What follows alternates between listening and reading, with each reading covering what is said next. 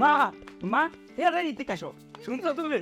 আরে তোমার বৌমা এ তো বিরাট বড় ওকালতি হয়েছে, বুঝছো? ওকালতি পাস করছে, তুমি শুনো নাই? কি কস তুই না কইলে শুনবো কেমনে? আর তোমার তো কয় হয় নাই, তোমার গো বৌমা না বিরাট বড় উকিল হয়েছে, পাস করছে, বুঝছো?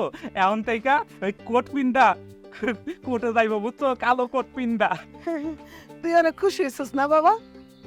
আমার বাবারে কত কষ্ট করে তুই বউটার লেখাপড়া খরচ জোগাড় করছিস, নিজে তো লেখাপড়া করস নাই, কোনো ভালো চাকরিও করতে পারস নাই, ভ্যান গাড়ি চালাইছস, কুলি গাড়ি করছস, তারপরও তুই বউয়ের কোনো আমর্যাদা করস নাই, যা চাইছে তাই দিছ।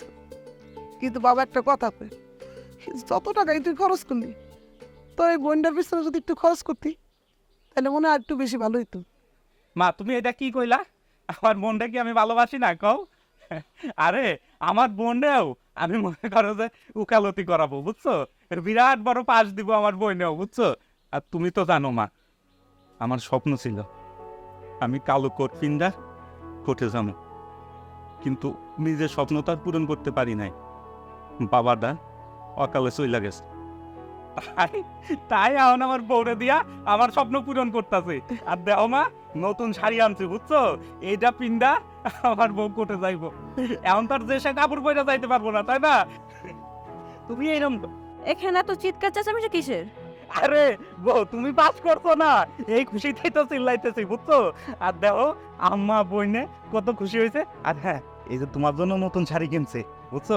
এইটা পইরা তুমি কোটে যাইবা। তুমি কি পাগল হয়েছো? এই শাড়ি পরে আমি কোর্টে যাব?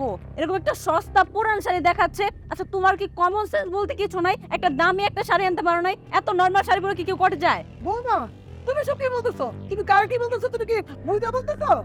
তুমি কার কি বলতেছো তুমি জানো? কেন বুঝবো না মা? ও হচ্ছে আমার স্বামী, আমি আমার স্বামীর সাথে কথা বলতেছি। এই তোমার স্বামীর সাথে যে এভাবে কথা বলো, তোমার তো উকালতি পাস করেছে, তোমার বাপে উকালতি পাস করতে পারলো না, ওই থেকে পড়ালেখা করে দিতে পারলো না। আরে আজব জিনিস তো।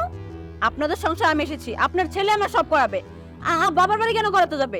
এই, আর তোমার সমস্যা কি? তোমার কি কমন সেন্স বলতে কিচ্ছু নাই? এরকম একটা সস্তা শাড়ি এনে বলতেছো এটা পরে আমি কোর্টে যাব? হ্যাঁ, কোর্টের মানুষজন দেখলে আমাকে কি বলবে? ছি ছি করবে। আরে বউ, এটা পরলে তোমারও অনেক সুন্দর লাগবে, বুঝছো? তুমি একটু পিন্দা দাও। রাখো তো তোমার সুন্দর। এই সুন্দর ধুয়ে ধুয়ে না পানি খাবে না। পারলে ভালো শাড়ি আনবা, আর না পারলে আমাকে বলবা, আমারটা আমি নিজে এনে নিবো। সরো। এবার তো স্বাদ মিটছে। আমি কইছিলাম না তোর বউ তোর সাথে বেইমানি করবো? কি দরকার ছিল গায়ে রক্ত পানি কইরা তারপরে পরের মায়ের লেখাপড়া করানে?